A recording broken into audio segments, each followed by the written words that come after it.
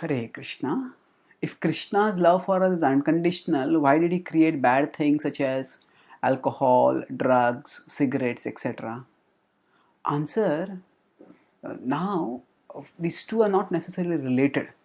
Krishna's love is unconditional means that irrespective of whether we love him or not, still he loves us. That is his unconditionality.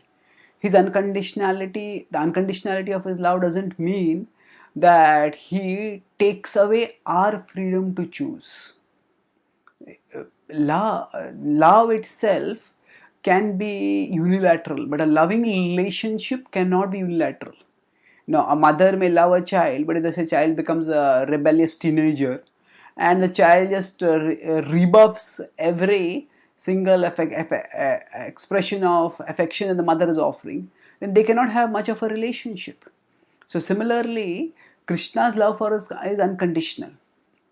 So he always loves us irrespective of whether we care for him or not. And he expresses love by providing us heat, light, air, water, food. All these things are provided by Krishna through nature's arrangement for us. Now beyond that, we also see that Krishna through Guru Sadhu Shastra gives us spiritual knowledge by which we can understand him and attain him. And that is also his mercy. So through all these things he expresses his love for us. At the same time, along with that, Krishna also gives us an opportunity to experiment. So we need to choose to love him. We need to reject the alternatives that the world is offering and focus on choosing Krishna and sticking to that choice of Krishna. And that requires being tested. Just as in an exam, the teacher may give a multiple choice paper. Now the wrong options are also given by the teacher, but the wrong options are not given because the teacher wants the student to fail, because the teacher doesn't care for the student, because the teacher is malevolent towards the student. No, the teacher is benevolent, but the student also has to be diligent.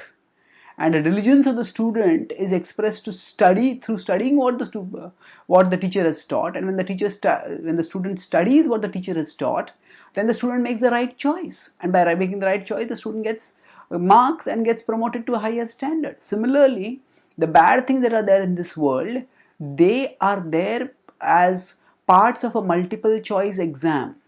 The world offers us various choices, and if we observe and introspect and learn from Guru Sadhu Shastra, then we know what the right choice is. And then the wrong choices that are there in this world, we see them not as something which is there to drag us down. We see them that even by rejecting them, we are coming closer to the right choice, and by making the right choice, we are moving closer to Krishna. We are becoming spiritually promoted to a higher level of devotion. So Krishna's love for us is expressed through his giving us the needs of life, his giving us the spiritual knowledge to make the right choices, and his being there to guide us for making the right choices. And the wrong choices are there, they also indicate Krishna's respect for our free will. If Krishna said that I'll give you free will, but there's nothing wrong that you can do, then what is the meaning of free will? No, if a boy holds a gun in front of a girl and he says, I give you freedom to love me, but you can't do anything except love me. Well, that's not free will. Free will means there's a capacity to choose freely, and sometimes one may choose something which is not what the other person wants one to choose.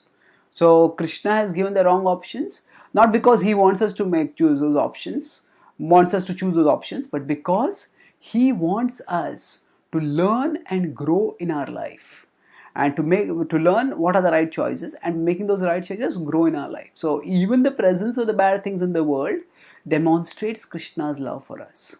Thank you. Hare Krishna.